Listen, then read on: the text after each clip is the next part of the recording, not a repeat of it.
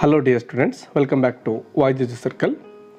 Dear students, ಈ ಒಂದು ವಿಡಿಯೋದಲ್ಲಿ ನಾನು ನಿಮಗೆ ಡೈರೆಕ್ಟ್ ಸ್ಪೀಚ್ ಸೆಂಟೆನ್ಸ್ಗಳನ್ನು ಇಂಡೈರೆಕ್ಟ್ ಸ್ಪೀಚ್ ಆಗಿ ಚೇಂಜ್ ಮಾಡೋದು ಹೇಗೆ ಅಂತಕ್ಕಂಥದ್ದನ್ನು ಹೇಳ್ಕೊಡ್ತಾ ಇದ್ದೇನೆ.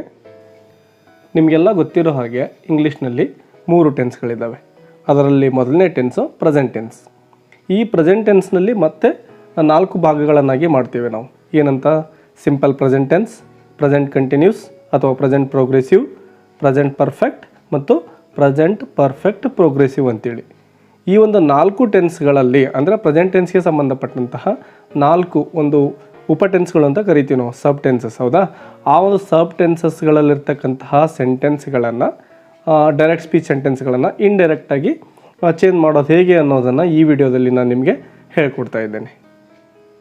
ಮೊದಲನೇದಾಗಿ ಈ ಒಂದು ಸೆಂಟೆನ್ಸ್ಗಳನ್ನು ಅಂದರೆ ಈ ಪ್ರೆಸೆಂಟ್ ಟೆನ್ಸ್ಗೆ ಸಂಬಂಧಪಟ್ಟಂತಹ 4 ಟೈಪ್ಸ್ ಏನು ಸಬ್ ಟೆನ್ಸಸ್ ಇದ್ದಾವೆ, ಈ ಒಂದು ಟೆನ್ಸ್ನಲ್ಲಿರ್ತಕ್ಕಂತಹ ಸೆಂಟೆನ್ಸ್ಗಳು ಅವು ಇಂಡಿರೆಕ್ಟ್ ಆದಾಗ ಯಾವ ಟೆನ್ಸ್ಗೆ ಚೇಂಜ್ ಆಗ್ತವೆ ಅಂತಕ್ಕಂಥದ್ದು ನಿಮಗೆ ಗೊತ್ತಿರಬೇಕಾಗುತ್ತೆ. ಅಂದರೆ ಟೆನ್ಸ್ಗಳು ಯಾವ ರೀತಿ ಫಾರ್ಮೇಷನ್ ಆಗ್ತವೆ ಡೈರೆಕ್ಟು ಇಂಡೈರೆಕ್ಟ್ ಮಾಡುವಾಗ ಅನ್ನೋದು ಗೊತ್ತಿದ್ದರೆ ಈ ಒಂದು ಡೈರೆಕ್ಟ್ ಆ್ಯಂಡ್ ಇಂಡೈರೆಕ್ಟ್ ಸ್ಪೀಚನ್ನು ಕಲಿಯೋದು ಸುಲಭ ಆಗುತ್ತೆ. ನೋಡಿ, ಇಲ್ಲಿ ಪ್ರೆಸೆಂಟ್ ಟೆನ್ಸ್ಗೆ ಸಂಬಂಧಪಟ್ಟಂತಹ ಈ 4 ಟೆನ್ಸ್ಗಳನ್ನು ಇಂಡೈರೆಕ್ಟ್ ಮಾಡಿದಾಗ ಯಾವ ರೀತಿ ಟೆನ್ಸ್ ಚೇಂಜ್ ಆಗುತ್ತೆ ಅನ್ನೋದನ್ನು ಕೊಟ್ಟಿದ್ದೇನೆ. ಮೊದಲನೇದು ಪ್ರೆಸೆಂಟ್ ಸಿಂಪಲ್ ಟೆನ್ಸ್. ಈ ಪ್ರೆಸೆಂಟ್ ಸಿಂಪಲ್ ಟೆನ್ಸ್ ಇದ್ದಿದ್ದು ನಾವು ಇಂಡೈರೆಕ್ಟ್ ಸ್ಪೀಚ್ ಆಗಿ ಚೇಂಜ್ ಮಾಡಿದಾಗ ಪಾಸ್ಟ್ ಸಿಂಪಲ್ ಟೆನ್ಸ್ ಆಗಿ ಚೇಂಜ್ ಆಗುತ್ತೆ. ಅಂದರೆ ಪ್ರೆಸೆಂಟ್ ಇರೋದು ಪಾಸ್ಟ್ ಹೋಗ್ತಾ ಇದೆ. ಅದೇ ರೀತಿ ಪ್ರೆಸೆಂಟ್ ಪ್ರೋಗ್ರೆಸಿವ್ ಇರೋದು ಪಾಸ್ಟ್ ಪ್ರೋಗ್ರೆಸಿವ್ ಆಗ್ತಾ ಇದೆ. ಅದೇ ರೀತಿ ಮೂರನೇದು ಪ್ರೆಸೆಂಟ್ ಪರ್ಫೆಕ್ಟ್ ಇದ್ದರೆ ಅದು ಪಾಸ್ಟ್ ಪರ್ಫೆಕ್ಟ್ ಆಗಿ ಚೇಂಜ್ ಆಗುತ್ತೆ. ಇನ್ನು 4ನೇದು ಪ್ರೆಸೆಂಟ್ ಪರ್ಫೆಕ್ಟ್ ಪ್ರೋಗ್ರೆಸಿವ್ ಟೆನ್ಸ್ ಇರ್ತಕ್ಕಂಥದ್ದು ಏನಾಗಿಂತ ಚೇಂಜ್ ಆಗಿದೆ ನೋಡ್ಕೊಳ್ಳಿ, ಪಾಸ್ಟ್ ಪರ್ಫೆಕ್ಟ್ ಪ್ರೋಗ್ರೆಸಿವ್ ಟೆನ್ಸ್ ಆಗಿ ಚೇಂಜ್ ಆಗಿದೆ. ಇವೆಲ್ಲವನ್ನು ನೋಡಿದಾಗ ಪ್ರೆಸೆಂಟ್ ಟೆನ್ಸ್ನಲ್ಲಿರ್ತಕ್ಕಂತಹ ಎಲ್ಲ ಸೆಂಟೆನ್ಸ್ಗಳು ಕೂಡ ಪಾಸ್ಟ್ ಟೆನ್ಸ್ಗೆ ಚೇಂಜ್ ಆಗ್ತಾ ಇರೋದನ್ನು ನಾವು ಕಾಣ್ಬೋದು. ಮುಂದೆ ಬರ್ತಕ್ಕಂತಹ ಎಕ್ಸಾಂಪಲ್ಸ್ಗಳನ್ನು ಸರಿಯಾಗಿ ನೋಡ್ಕೊಳ್ಳಿ. ಅಂದರೆ ಈ ಒಂದು ರೂಲ್ಸ್ಗಳನ್ನು ನೆನ್ಪಿಟ್ಕೊಳ್ಳೋದು ತುಂಬ ಸುಲಭ ಆಗುತ್ತೆ. ನಾನು ಇಲ್ಲಿ ಯಾವುದೇ ಒಂದಿಷ್ಟು ರೂಲ್ಸ್ಗಳನ್ನು ಕೊಟ್ಟು ನಿಮಗೆ ಎಕ್ಸ್ಪ್ಲೇನ್ ಕೊಡ್ತಾ ಇಲ್ಲ, ಡೈರೆಕ್ಟಾಗಿ ಎಕ್ಸಾಂಪಲ್ಸ್ ಸಮೇತ ನಿಮಗೆ ಏನೋ ಎಕ್ಸ್ಪ್ಲನೇಷನನ್ನು ಕೊಡ್ತಾ ಹೋಗ್ತಾ ಇದ್ದೇನೆ. ಹಾಗಾಗಿ ಸರಿಯಾಗಿ ಆ ಎಕ್ಸಾಂಪಲ್ಸನ್ನು ನೋಡ್ಕೊಳ್ಳಿ. ಎಸ್ ಡಿಯರ್ ಸ್ಟೂಡೆಂಟ್ಸ್, ಈ ಒಂದು ಟೇಬಲ್ನಲ್ಲಿ ನೀವು ಸಿಂಪಲ್ ಪ್ರೆಸೆಂಟ್ ಟೆನ್ಸ್ನಲ್ಲಿರ್ತಕ್ಕಂತಹ ಒಂದು ಡೈರೆಕ್ಟ್ ಸ್ಪೀಚ್ ಸೆಂಟೆನ್ಸ್ಗಳು ಪಾಸ್ಟ್ ಸಿಂಪಲ್ ಆಗಿ ಯಾವ ರೀತಿ ಚೇಂಜ್ ಆಗಿವೆ ಅಂತಕ್ಕಂಥದ್ದನ್ನು ನೀವು ಈ 4 ಎಕ್ಸಾಂಪಲ್ಸ್ಗಳಲ್ಲಿ ನೋಡ್ಕೋಬೋದು. ಈಗ ಒಂದೊಂದೇ ಎಕ್ಸಾಂಪಲ್ಸನ್ನು ತೆಗೆದುಕೊಂಡು ಯಾವೆಲ್ಲ ಬದಲಾವಣೆಗಳಾಗಿದ್ದಾವೆ ಡೈರೆಕ್ಟು ಇಂಡೈರೆಕ್ಟ್ ಮಾಡುವಾಗ ಅನ್ನೋದನ್ನು ನೋಡ್ತಾ ಬರೋಣ. ಮೊದಲನೇ ಸೆಂಟೆನ್ಸ್ ನೋಡಿ, she said I work in a hospital. ಇದೇನಾಗಿದೆ? ಡೈರೆಕ್ಟ್ ಸ್ಪೀಚ್ ಸೆಂಟೆನ್ಸ್ ಆಗಿದೆ ಮತ್ತು ಸಿಂಪಲ್ ಪ್ರೆಸೆಂಟ್ ಟೆನ್ಸ್ ಇಲ್ಲಿದೆ. ಅದನ್ನು ನಾವು ಇಂಡೈರೆಕ್ಟ್ ಮಾಡಿದಾಗ she said that she worked in a hospital ಅಂತೇಳಿ ಚೇಂಜ್ ಆಗಿದೆ. ನೋಡಿ ಏನೆಲ್ಲ ಬದಲಾವಣೆಗಳಾಗಿದ್ದಾವೆ ಅಂತಕ್ಕಂಥದ್ದನ್ನು. ಶಿ ಸೆಡ್ ಇದೆ, ಇಲ್ಲಿ ಕೂಡ ಶಿ ಸೆಡ್ ತೊಗೊಂಡಿದ್ದೇವೆ ಮತ್ತು ಅಲ್ಲಿ ದ್ಯಾಟ್ ಅಂತಕ್ಕಂತಹ ಒಂದು ಕನೆಕ್ಟಿವ್ ವರ್ಡನ್ನು ಹಾಕ್ತಾ ಇದ್ದೇವೆ. ಐ ಇರೋದನ್ನು ಶಿ ಅಂತೇಳಿ ಚೇಂಜ್ ಮಾಡಿದ್ದೇವೆ, ವರ್ಕ್ ಇರೋದನ್ನು ವರ್ಕ್ಡ್ ಅಂತೇಳಿ ಚೇಂಜ್ ಮಾಡಿದ್ದೇವೆ. ನೆನ್ಪಿಟ್ಕೊಳ್ಳಿ ಡಿಯರ್ ಸ್ಟೂಡೆಂಟ್ಸ್, ಇಲ್ಲಿ ವರ್ಕ್ ಇರೋದು ಐ ವರ್ಕ್, ಅದು ಸಿಂಪಲ್ ಪ್ರೆಸೆಂಟನ್ನು ತೋರಿಸುತ್ತೆ, ಪ್ರೆಸೆಂಟ್ ಟೆನ್ಸನ್ನು ತೋರಿಸುತ್ತೆ. ಅದನ್ನೇ ನಾವು ಇಂಡೈರೆಕ್ಟಾಗಿ ಚೇಂಜ್ ಮಾಡಿದಾಗ ಏನಾಗಿದೆ ನೋಡಿ, ಶಿ ವರ್ಕ್ಡ್, ಆ ವರ್ಕ್ ಇರೋದನ್ನು ವರ್ಕ್ಡ್ ಅಂತೇಳಿ ಸಿಂಪಲ್ ಪಾಸ್ಟ್ಗೆ ಚೇಂಜ್ ಮಾಡ್ತಾ ಇದ್ದೇವೆ. ಇದನ್ನು ಸರಿಯಾಗಿ ನೆನ್ಪಿಟ್ಕೊಳ್ಳಿ. ಅದೇ ರೀತಿ ಎರಡನೇ ಎಕ್ಸಾಂಪಲನ್ನು ನೋಡಿ, they said we play football. ನೋಡಿ, ಇದು ಡೈರೆಕ್ಟ್ ಸ್ಪೀಚ್ ಸೆಂಟೆನ್ಸ್ ಆಗಿದೆ. ಇದನ್ನೇ ನಾವು ಇಂಡೈರೆಕ್ಟ್ ಮಾಡಿದಾಗ they said that they played football. S dear students, ಇಲ್ಲೂ ಸಹ ಅಷ್ಟೇ ದೇ ಸೆಡ್ ದ್ಯಾಟ್ ಅಂತೇಳಿ ನಾವು ಬರೆದಿದ್ದೇವೆ. ಆಮೇಲೆ ವಿ ಇರೋದು ಏನಾಗ್ತಾ ಇದೆ ನೋಡಿ, ದೇ ಅಂದರೆ ನಾವು ಪ್ರೊನೌನ್ ಚೇಂಜ್ ಆಗಿರೋದನ್ನು ಕಾಣಬಹುದು ಇಲ್ಲಿ. ಅದೇ ರೀತಿ ಪ್ಲೇ ಇರೋದು ಏನಂತ ಚೇಂಜ್ ಆಗಿದೆ, ಪ್ಲೇಯ್ಡ್ ಅಂತೇಳಿ ಚೇಂಜ್ ಆಗಿದೆ. ವಿ ಇರೋದು ದೇ ಆಯಿತು, ಪ್ಲೇ ಇರೋದು ಪ್ಲೇಡ್ ಆಯಿತು. ಈ ಟೆನ್ಸನ್ನು ಕೂಡ ನೀವು ನೆನ್ಪಿಟ್ಕೊಳ್ಳಿ. ಸಿಂಪಲ್ ಪ್ರೆಸೆಂಟ್ ಇರೋದು ಸಿಂಪಲ್ ಪಾಸ್ಟ್ ಆಗಿದೆ. Now look at third example. He said, I love my parents. Yes, dear students, this is direct simple present tense sentence. When we change this into indirect speech, that time it is going to change into past simple. Yes, look at the changes. He said that he loved his parents. Yes, dear students, here also same thing happened. He said that. After that ಏನಂತ ಹಾಕಿದ್ದೀವಿ ನಾವು, I ಇರೋದನ್ನು ಹಿ ಅಂತೇಳಿ ಪ್ರೊನೌನ್ನ change ಮಾಡ್ತಾ ಇದ್ದೇವೆ. ಅದೇ ರೀತಿ love ಇರ್ತಕ್ಕಂತಹ ಒಂದು ವರ್ಬ್ ಫಾರ್ಮ್ ಏನಿದೆ ಅದನ್ನು ಲವ್ಡ್ ಅಂತೇಳಿ ಪಾಸ್ಟ್ ಟೆನ್ಸ್ಗೆ ಚೇಂಜ್ ಮಾಡ್ತಾ ಇದ್ದೇವೆ. ಅದೇ ರೀತಿ ಮೈ ಅಂತಕ್ಕಂತಹ ಏನದರ್ ಪ್ರೊನೌನ್ ಏನಿದೆ ಅದನ್ನು ಹಿಸ್ ಅಂತೇಳಿ ಚೇಂಜ್ ಮಾಡ್ತಾ ಇದ್ದೇವೆ. ಇಷ್ಟು ಬದಲಾವಣೆಗಳನ್ನು ನೀವು ಗಮನದಲ್ಲಿ ಇಟ್ಕೋಬೇಕಾಗುತ್ತೆ. ನಾವು look at fourth example. She said, I don't waste time. Yes, this is simple present tense sentence which is in direct speech. When we change this into indirect speech, that time it is going to change into past simple. Yes, look at the changes. She said that she didn't waste time. Yes, ಇಲ್ಲಿ ಆಗಿರ್ತಕ್ಕಂತಹ ಬದಲಾವಣೆಗಳನ್ನು ನೋಡಿ. She said that ಆದಮೇಲೆ ಆಗಿರ್ತಕ್ಕಂತಹ ಒಂದು pronoun ಏನಿದೆ ಅದು she ಅಂತೇಳಿ change ಆಗಿದೆ. ಅದೇ ರೀತಿ ಡೋಂಟ್ ನೋಡಿ, ಇಲ್ಲಿರ್ತಕ್ಕಂಥ ಡೋಂಟ್ ಅಲ್ಲಿರ್ತಕ್ಕಂತಹ ಡೂ ಏನಾಗಿದೆ, ಡಿಡಂಟ್ ಅಂತೇಳಿ ಚೇಂಜ್ ಆಗಿದೆ. ಡೂ ಇರೋದು ಡಿಡ್ ಆಗಿ ಚೇಂಜ್ ಆಗಿದೆ. ಇಷ್ಟು ಬದಲಾವಣೆಗಳನ್ನು ನೀವು ನೆನಪಿಟ್ಕೊಳ್ಳಿ. ಎಸ್, ಈಗ ಪ್ರೆಸೆಂಟ್ ಪ್ರೋಗ್ರೆಸಿವ್ ಅಥವಾ ಪ್ರೆಸೆಂಟ್ ಕಂಟಿನ್ಯೂಸ್ನಲ್ಲಿರ್ತಕ್ಕಂತಹ ಡೈರೆಕ್ಟ್ ಸ್ಪೀಚ್ ಸೆಂಟೆನ್ಸ್ಗಳು ಯಾವ ರೀತಿ ಇಂಡೈರೆಕ್ಟಾಗಿ ಚೇಂಜ್ ಆಗ್ತವೆ ಅನ್ನೋದನ್ನು ನೋಡೋಣ. ನೋಡಿ, ಇಲ್ಲಿ ಪ್ರೆಸೆಂಟ್ ಪ್ರೋಗ್ರೆಸಿವ್ ಇರೋದು ಏನಾಗುತ್ತೆ, ಪಾಸ್ಟ್ ಪ್ರೋಗ್ರೆಸಿವ್ ಆಗುತ್ತೆ ಅಂತೇಳಿ ನಾವು ಮೊದಲಿಗೆ ಆಲ್ರೆಡಿ ಡಿಸ್ಕಷನ್ ಮಾಡಿದ್ದೇವೆ. ಈ ಕೆಳಗೆ ಕೊಟ್ಟಿರ್ತಕ್ಕಂತಹ ಎಕ್ಸಾಂಪಲ್ಸ್ಗಳನ್ನು ಸರಿಯಾಗಿ ನೋಡ್ಕೊಳ್ಳಿ. Look at the first example. He said, I am waiting for someone. Yes, dear students, this is in a direct speech and it is in present progressive. When we change this into indirect speech, that time it becomes past progressive. Look at the sentence. He said that he was waiting for someone. ಇಲ್ಲಿ ಆಗಿರ್ತಕ್ಕಂತಹ ಒಂದಿಷ್ಟು changes ಏನಿದೆ ಅದನ್ನು ನೋಡ್ಕೊಳ್ಳಿ. I ಅಂತಕ್ಕಂತಹ ಒಂದು pronoun ಏನಿದೆ ಅದು ಹಿ ಅಂತೇಳಿ ಚೇಂಜ್ ಆಗಿದೆ. ಅದೇ ರೀತಿ ಆ್ಯಮ್ ಅಂತಕ್ಕಂತಹ ಒಂದು ಪ್ರೆಸೆಂಟ್ ಟೆನ್ಸ್ ಫಾರ್ಮ್ ಏನಿದೆ ವರ್ಬ್ದು ಅದು ವಾಸ್ ಅಂತೇಳಿ ಚೇಂಜ್ ಆಗಿದೆ. ವೇಟಿಂಗ್ ಅಂದರೆ ಕಂಟಿನ್ಯೂಸ್ ಫಾರ್ಮ್ ವರ್ಬ್ ಏನಿದೆ ಅದು ಇಲ್ಲಿ ಕಂಟಿನ್ಯೂಸ್ ಫಾರ್ಮಲ್ಲೇ ಇದೆ. ವೇಟಿಂಗ್ ಅಂತ ಇಲ್ಲಿ ಪ್ರೆಸೆಂಟ್ ಕಂಟಿನ್ಯೂಸ್ ಇರೋದು ಇಲ್ಲಿ ಪಾಸ್ಟ್ ಕಂಟಿನ್ಯೂಸ್ ಆಗಿ ಚೇಂಜ್ ಆಗಿದೆ. Look at the second example. I said she is driving a car. Yes dear students, this is ಏನಿದು ಪ್ರೆಸೆಂಟ್ ಪ್ರೋಗ್ರೆಸಿವಲ್ಲಿರ್ತಕ್ಕಂತಹ ಒಂದು ಡೈರೆಕ್ಟ್ ಸ್ಪೀಚ್ ಸೆಂಟೆನ್ಸ್ ಆಗಿದೆ. ಇದನ್ನೇ ನಾವು ಒಂದು ಇಂಡೈರೆಕ್ಟ್ ಸ್ಪೀಚ್ ಆಗಿ ಚೇಂಜ್ ಮಾಡಿದಾಗ ಪಾಸ್ಟ್ ಪ್ರೋಗ್ರೆಸಿವ್ ಆಗ್ತಾ ಇದೆ. ನೋಡಿ ಏನೆಲ್ಲ ಬದಲಾವಣೆಗಳಾಗಿದ್ದಾವೆ ಅಂತಕ್ಕಂಥದ್ದನ್ನು. ಐ ಸೆಡ್ ದ್ಯಾಟ್ ಅಂತ ಆದಮೇಲೆ ಶಿ ಇರೋ ಒಂದು ಪ್ರೊನೌನನ್ನು ಅದೇ ಒಂದು ಫಾರ್ಮಲ್ಲಿ ಇಲ್ಲಿ ಹಾಕಬೇಕಾಗುತ್ತೆ. ಹಾಕಿದ್ದೇವೆ. ಈಸ್ ಇರೋದನ್ನು ನೋಡಿ ವಾಸ್ ಅಂತೇಳಿ ಚೇಂಜ್ ಮಾಡಿದ್ದೇವೆ. ಮತ್ತು ಡ್ರೈವಿಂಗ್ ಇರೋದು ಪ್ರೋಗ್ರೆಸಿವ್ ಫಾರ್ಮ್ ಏನಿದೆ ಅದು ಹಾಗೇನೆ ಉಳ್ಕೊಂಡಿದೆ. ಅಂದರೆ ಇಲ್ಲಿ ಪ್ರೆಸೆಂಟ್ ಪ್ರೋಗ್ರೆಸಿವ್ ಇತ್ತು, ಈಸ್ ಡ್ರೈವಿಂಗ್ ಅನ್ನೋದು ಪ್ರೆಸೆಂಟ್ ಪ್ರೋಗ್ರೆಸಿವನ್ನು ತೋರಿಸುತ್ತೆ. ಅದೇ ರೀತಿ ಅದೇನಂತ ಚೇಂಜ್ ಆಗಿದೆ, ವಾಸ್ ಡ್ರೈವಿಂಗ್ ಅಂತೇಳಿ ಚೇಂಜ್ ಆಗಿದೆ. ಅಂದರೆ ಪಾಸ್ಟ್ ಪ್ರೋಗ್ರೆಸಿವ್ ಆಗಿ ಚೇಂಜ್ ಆಗಿದೆ. ಇನ್ನು ಮೂರನೇ ಎಕ್ಸಾಂಪಲನ್ನು ನೋಡಿ. He said they are enjoying the music.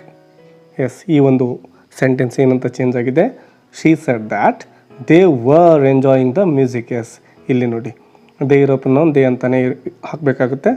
R ಇರ್ತಕ್ಕಂತಹ ಒಂದು present form verb helping verb ಏನಿದೆ ಅದನ್ನು ನಾವು ವರ್ ಅಂತೇಳಿ ಚೇಂಜ್ ಮಾಡ್ತಾ ಇದ್ದೇವೆ. ಅದೇ ರೀತಿ ಎಂಜಾಯಿಂಗ್ ಇರೋದು ಹಾಗೇನೆ ಉಳ್ಕೊಂಡಿದೆ.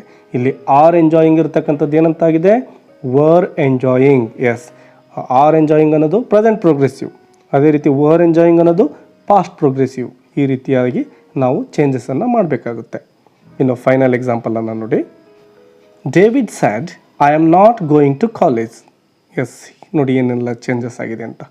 David said that he was not going to college. Yes, ನೋಡಿ ಈ ಸೆಂಟೆನ್ಸ್ನಲ್ಲಿ ಐ ಇರ್ತಕ್ಕಂತಹ ಒಂದು ಪ್ರೊನೌನ್ ಏನಂತೇಳಿ ಚೇಂಜ್ ಆಗಿದೆ, ಹಿ ಅಂತೇಳಿ ಚೇಂಜ್ ಆಗಿದೆ. ಅದೇ ರೀತಿ ಆಮ್ ನಾಟ್ ಗೋಯಿಂಗ್ ಅಂದರೆ ಪ್ರೆಸೆಂಟ್ ಪ್ರೋಗ್ರೆಸಿವನ್ನು ತೋರಿಸ್ತಕ್ಕಂತಹ ಒಂದು ವರ್ಬ್ ಫಾರ್ಮ್ಸ್ ಏನಿದ್ದಾವೆ ಅವು ವಾಸ್ ನಾಟ್ ಗೋಯಿಂಗ್ ಅಂತೇಳಿ ಚೇಂಜ್ ಆಗಿದ್ದಾವೆ. ಅಂದರೆ ಪಾಸ್ಟ್ ಪ್ರೋಗ್ರೆಸಿವ್ ಆಗಿ ಚೇಂಜ್ ಆಗಿದ್ದಾವೆ.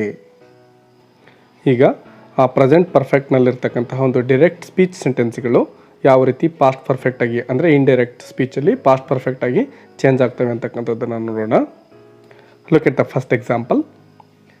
She said I have completed the work. When we change this into indirect speech that time she said that she had completed the work.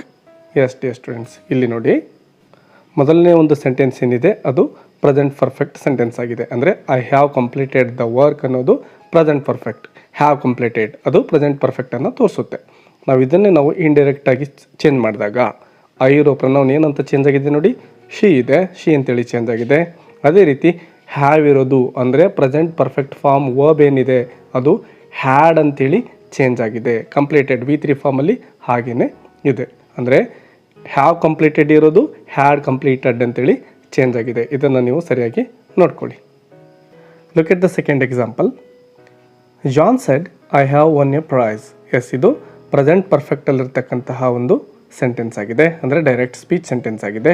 ಇದನ್ನೇ ನಾವು ಇಂಡೈರೆಕ್ಟಾಗಿ ಮಾಡಿದಾಗ past perfect ಯಾವ ರೀತಿ ಚೇಂಜ್ ಆಗಿದೆ ನೋಡ್ಕೊಳ್ಳಿ. ಹ್ಯಾವ್ ಅನ್ನಿರೋದು ಹ್ಯಾಡ್ ಒನ್ ಆಗಿದೆ.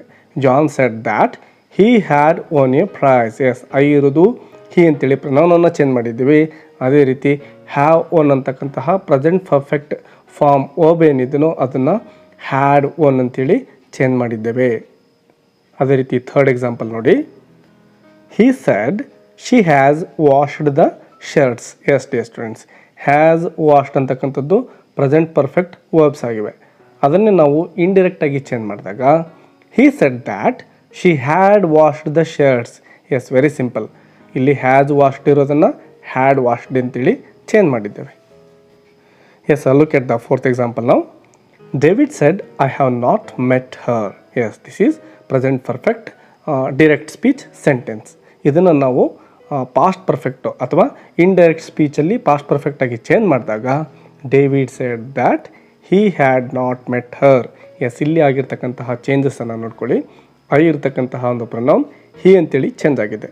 ಅದೇ ರೀತಿ ಹ್ಯಾವ್ ಇರೋದು ಹ್ಯಾಡ್ ಆಗಿದೆ. ಮೆಟ್ ಅಂತಕ್ಕಂತಹ ಒಂದು V3 ವರ್ಬ್ ಏನಿದೆ ಅದು ಮೆಟ್ ಅಂತ, ಅಂದರೆ V3 ಫಾರ್ಮಲ್ಲಿ ಹಾಗೆ ಇದೆ. ಎಸ್, ನೀವು ಈ ಒಂದು 4 ಎಕ್ಸಾಂಪಲ್ಗಳನ್ನು ನೋಡಿದಾಗ ಒಂದು ಅಂಶ ನಿಮಗೆ ಗಮನಕ್ಕೆ ಬರುತ್ತೆ. ಅದೇನಪ್ಪ ಅಂದರೆ ಹ್ಯಾವ್ ಅಂತಕ್ಕಂತಹ ಒಂದು ಪ್ರೆಸೆಂಟ್ ಪರ್ಫೆಕ್ಟ್ ವರ್ಬ್ ಏನಿದೆನೋ, ಅಂದರೆ ಹೆಲ್ಪಿಂಗ್ ವರ್ಬ್ ಏನಿದೆನೋ ಅದನ್ನು ನಾವು ಹ್ಯಾಡ್ ಅಂತೇಳಿ ಎಲ್ಲ ಸೆಂಟೆನ್ಸ್ಗಳಲ್ಲೂ ಚೇಂಜ್ ಆಗಿದೆ. ಹಾಗಾಗಿ ಡಿಯರ್ ಸ್ಟೂಡೆಂಟ್ಸ್, ನೀವು ನೆನ್ಪಿಟ್ಕೊಳ್ಳಿ, ಈ ಹ್ಯಾವ್ ಇರೋದನ್ನು ನಾವು ಹ್ಯಾಡ್ ಅಂತೇಳಿ ಚೇಂಜ್ ಮಾಡಬೇಕು. ಯಾವಾಗ ಡೈರೆಕ್ಟ್ ಇರೋದನ್ನು ಇಂಡೈರೆಕ್ಟಾಗಿ ಚೇಂಜ್ ಮಾಡಿದಾಗ. ಎಸ್, ಈಗ ಪ್ರೆಸೆಂಟ್ ಪರ್ಫೆಕ್ಟ್ ಕಂಟಿನ್ಯೂಸಲ್ಲಿರ್ತಕ್ಕಂತಹ ಅಥವಾ ಪ್ರೆಸೆಂಟ್ ಪರ್ಫೆಕ್ಟ್ ಪ್ರೋಗ್ರೆಸಿವಲ್ಲಿರ್ತಕ್ಕಂತಹ ಒಂದು ಡೈರೆಕ್ಟ್ ಸ್ಪೀಚ್ ಸೆಂಟೆನ್ಸ್ಗಳನ್ನು ಯಾವ ರೀತಿ ಪಾಸ್ಟ್ ಪರ್ಫೆಕ್ಟ್ ಪ್ರೋಗ್ರೆಸಿವ್ ಆಗಿ, ಅಂದರೆ ಇಂಡೈರೆಕ್ಟ್ ಮಾಡುವಾಗ ಪಾಸ್ಟ್ ಪರ್ಫೆಕ್ಟ್ ಪ್ರೋಗ್ರೆಸಿವ್ ಆಗಿ ಚೇಂಜ್ ಆಗ್ತವೆ ಅಂತಕ್ಕಂಥದ್ದನ್ನು ನೋಡೋಣ.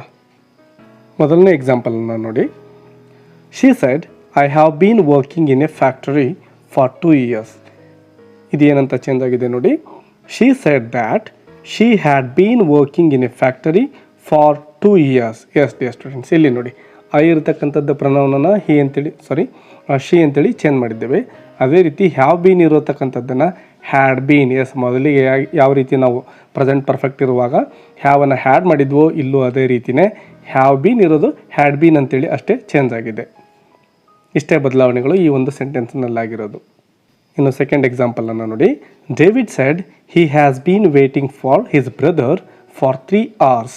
ಎಸ್ ಡಿಯರ್ ಸ್ಟೂಡೆಂಟ್ಸ್, ಇಲ್ಲೂ ಅಷ್ಟೇ ನೋಡಿ ಏನೆಲ್ಲ ಚೇಂಜಸ್ ಆಗಿದೆ ಅಂತ. David said that he had been waiting for his brother for 3 hours. S dear students, ಇಲ್ಲೂ ಅಷ್ಟೇ ಹ್ಯಾಸ್ ಬೀನ್ ಇರೋದು ಹ್ಯಾಡ್ ಬೀನ್ ಅಂತೇಳಿ ಚೇಂಜ್ ಆಗಿದೆ ಅಷ್ಟೇ, ಮತ್ತು ಏನು ಚೇಂಜಸ್ ಆಗಿಲ್ಲ ಇಲ್ಲಿ. ಇಷ್ಟು ಗಮನದಲ್ಲಿರಲಿ. ಇನ್ನು ಕೊನೆ ಎಕ್ಸಾಂಪಲನ್ನು ನೋಡಿ. They said we have been living in America since 2013. Yes, ಈ ಒಂದು ಪ್ರೆಸೆಂಟ್ ಪರ್ಫೆಕ್ಟ್ ಪ್ರೋಗ್ರೆಸಿವಲ್ಲಿರ್ತಕ್ಕಂತಹ ಒಂದು ಡೈರೆಕ್ಟ್ ಸ್ಪೀಚ್ ಸೆಂಟೆನ್ಸ್ ಏನಿದೆನೋ ಇದನ್ನು ನಾವು ಇಂಡೈರೆಕ್ಟಾಗಿ ಚೇಂಜ್ ಮಾಡಿದಾಗ ನೋಡಿ ಏನಂತ ಚೇಂಜ್ ಆಗಿದೆ. They said that they had been living in America since 2013. S dear students, ಇಲ್ಲೂ ಅಷ್ಟೇ ಹ್ಯಾವ್ ಬೀನ್ ಇರ್ತಕ್ಕಂಥದ್ದು ಹ್ಯಾಡ್ ಬೀನ್ ಅಂತೇಳಿ ಚೇಂಜ್ ಆಗಿದೆ, ಮತ್ತು ಪ್ರೊನೌನ್ ಕೂಡ ಚೇಂಜ್ ಆಗಿದೆ. ಅದನ್ನು ನೋಡ್ಕೊಳ್ಳಿ. ವಿ ಇರೋದು ದೇ ಅಂತೇಳಿ ಚೇಂಜ್ ಆಗಿದೆ. ಹೀಗೆ ನೀವು ಒಂದು ಪ್ರೆಸೆಂಟ್ ಪರ್ಫೆಕ್ಟ್ ಪ್ರೋಗ್ರೆಸಿವ್ನಲ್ಲಿರ್ತಕ್ಕಂತಹ ಹ್ಯಾವ್ ಬೀನ್ ಅಂತಕ್ಕಂತಹ ಒಂದು ವರ್ಬ್ಸ್ ಏನಿರ್ತವೆ ಹೆಲ್ಪಿಂಗ್ ವರ್ಬ್ಸ್, ಅದನ್ನು ನಾವು ಹ್ಯಾಡ್ ಬೀನ್ ಅಂತೇಳಿ ಚೇಂಜ್ ಮಾಡಬೇಕಾಗುತ್ತೆ. ಹೀಗೆ ಈ ಒಂದು ಪ್ರೆಸೆಂಟ್ ಟೆನ್ಸ್ಗೆ ಸಂಬಂಧಪಟ್ಟಂತಹ 4 ಈ ಸಬ್ ಟೆನ್ಸಸ್ಗಳು ಏನಿದ್ದಾವೆ ಇವುಗಳಲ್ಲಿ ಆಗಿರತಕ್ಕಂತಹ ಬದಲಾವಣೆಗಳನ್ನು ಅಥವಾ ಚೇಂಜಸ್ಗಳನ್ನು ಸರಿಯಾಗಿ ನೆನಪಿಟ್ಕೊಳ್ಳಿ. ನಿಮಗೆ ಎಕ್ಸಾಮಲ್ಲಿ ತುಂಬ ಸುಲಭವಾಗಿ ಆನ್ಸರ್ ಮಾಡೋಕ್ಕೆ ಹೆಲ್ಪ್ ಆಗುತ್ತೆ. ಇನ್ನು ನೆಕ್ಸ್ಟ್ ವಿಡಿಯೋದಲ್ಲಿ ನಾನು ಪಾಸ್ಟ್ ಟೆನ್ಸ್ಗೆ ಸಂಬಂಧಪಟ್ಟಂತಹ ಡೈರೆಕ್ಟ್ ಸ್ಪೀಚ್ ಸೆಂಟೆನ್ಸ್ಗಳನ್ನು ಯಾವ ರೀತಿ ಇಂಡೈರೆಕ್ಟಾಗಿ ಚೇಂಜ್ ಮಾಡೋದು ಅಂತಕ್ಕಂಥದ್ದನ್ನು ಹೇಳ್ಕೊಡ್ತೀನಿ. ಅಲ್ಲಿವರೆಗೂ take care and keep learning. Bye bye my dear students.